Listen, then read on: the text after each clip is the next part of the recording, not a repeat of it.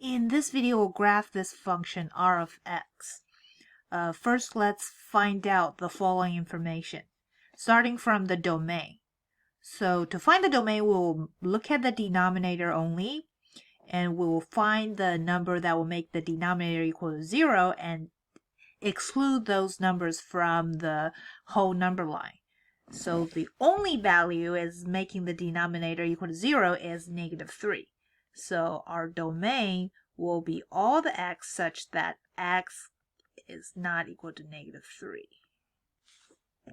So you can write in the interval notation from -infinity to -3 union -3 to infinity. Okay, now next question is r in lowest terms. You can see we can't cancel out any common factors here. So yes, r is in lowest terms. That means this function does not have any wholes in it. Third question, what are the intercepts? Starting from the x-intercept. So what do we look at? We look at the numerator for x-intercept. So the zeros of the numerator is our x-intercept.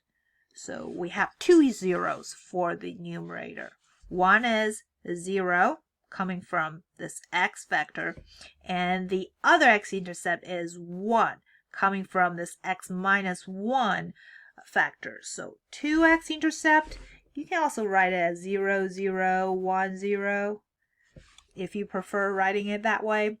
And the multiplicity for the x-intercept 0, 0 is 1, because that factor x only appeared once in the numerator. So multiplicity is 1, or more usefully we will say it's odd.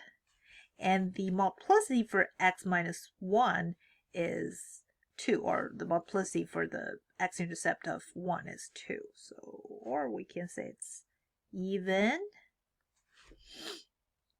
Now the y-intercept, to find y-intercept you want to make x equal to 0, even though for this problem it's pretty obvious, since 0, 0 is an x-intercept, that must be the y-intercept, and we can only have at most one y-intercept, right? Because if you have two y-intercept, then that's not a function. Well, anyway, we'll just go through this process. To find y-intercept, you make x equal to 0, and you will find 0.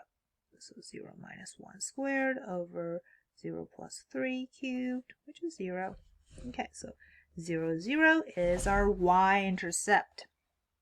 Now let's look at the vertical asymptote and its multiplicity. So what do we look at for vertical asymptote? We look at the simplified version of the function r in the denominator. Well, since it's in lowest terms, it's already simplified. Now, in the denominator, the 0 of the denominator is -3. So x equals -3 will be the vertical asymptote. And the multiplicity is 3, because the exponent for the factor x plus 3 is 3. Right? Or we can say it's odd. All right, next question. What is the horizontal asymptote or oblique asymptote? We know we can only have one of those, if there is one.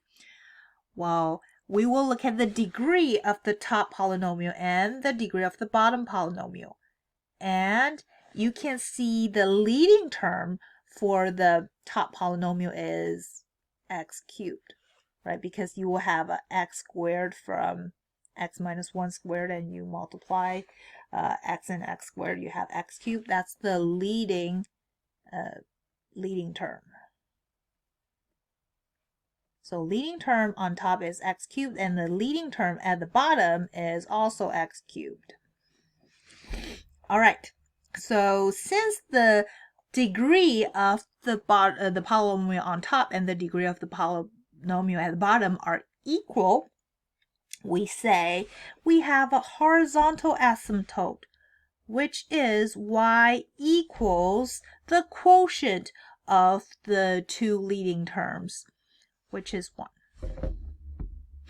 Okay, so next question, does our function r intercept the horizontal asymptote y equals 1?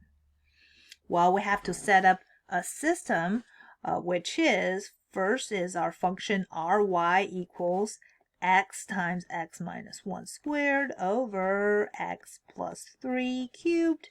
And the second equation is our y equals 1, the horizontal asymptote. We want to see if the two graphs will intersect each other.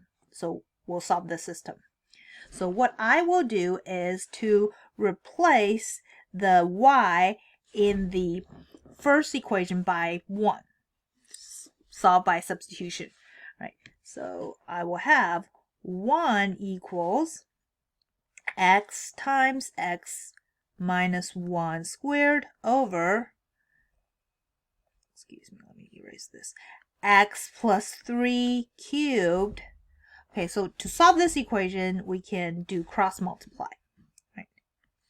So you will have x times x minus 1 squared equals x plus 3 cubed. Oh, this is a hard equation to solve. Okay, so let's expand everything.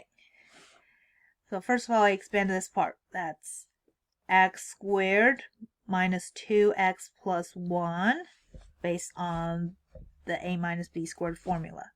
If you can't remember, let me write over here. It's a squared minus 2ab plus b squared. Right? So I'm using the formula to expand x minus 1 squared. Now, for over here, I will write it as x plus 3 times x plus 3 squared. So I will figure out what is x plus 3 squared here. I will use the a plus b squared formula, which is a squared plus 2ab plus b squared. So remember these two formulas. So I will have, just focus on this part now, x squared plus 6x plus 9, right? So that's that part, times x plus 3. All right, on the right side, on the left side, let me just distribute already. Distribute x cubed, distribute negative 2x squared, distribute plus x. Right. So that's the left side.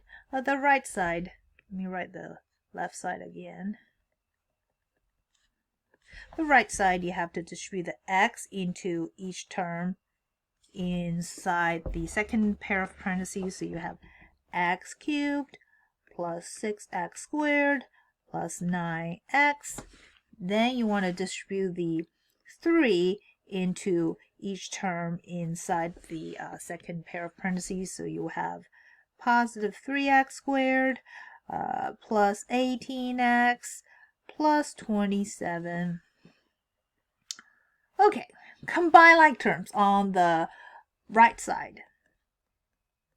So these two are like terms. You have 9x squared. And these two are like terms. That's positive 27x. And then we have a 27 here. I told you this is a long problem. Usually it's not this bad, I guarantee you. Okay, now let's cancel out the x cubed term on both sides and move all the terms to one side. Leave the other side equal to 0. Right? That's how we solve a quadratic equation. So I'm going to move everything to the right side. So I'm going to plus 2x squared minus x. So that my left side is 0, the right side is 11x squared plus 26x plus 27. Okay, we're almost done. What is the solution to this system? It doesn't seem like it's factorable. I'll use the formula. Negative b, right? Negative 26 plus or minus square root of b squared, which is 26 squared, minus 4 times a, 11c, 27. All over 2 times 11. 2 times a. Yeah, let's try to simplify this. Negative 26 plus or minus square root of 26 squared minus, here is 44. And times 27. over 22 at the bottom.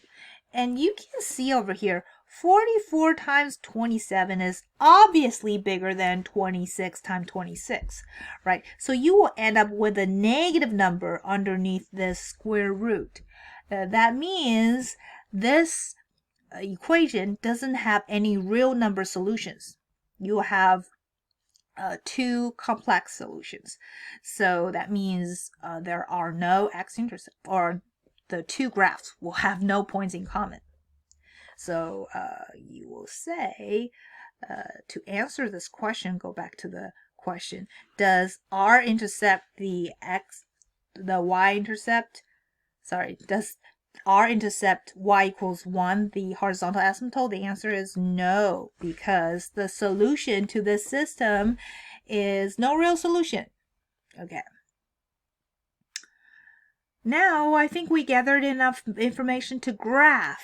So let's start the graphing finally. Right. Okay.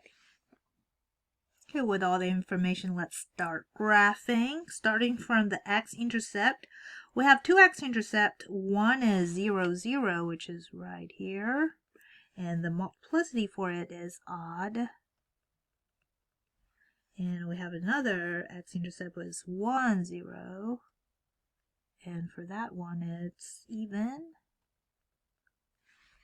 Okay. Now let's look at the vertical asymptote. We have one vertical asymptote, x equals -3, which is over here. Let me just graph it. X equals -3. The multiplicity for it is odd. Right, now the horizontal asymptote, we have one horizontal asymptote, y equals 1, which is right here.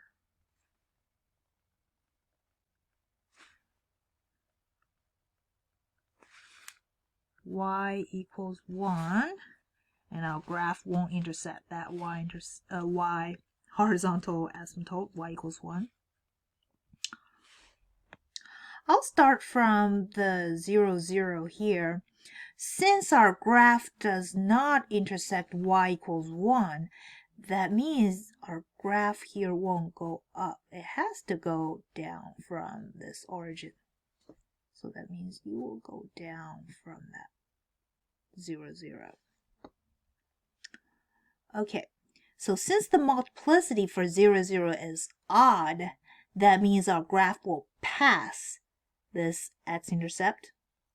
Well, pass it. And somehow we'll go back to this 1, 0, the other x-intercept. Well, since the multiplicity is even, that means our graph won't pass this x-intercept. We'll go up. All right, we'll just touch it. We'll go up. And since our graph won't pass the line y equals 1, it will just get closer and closer to it as x goes to infinity. This is the right side of the graph.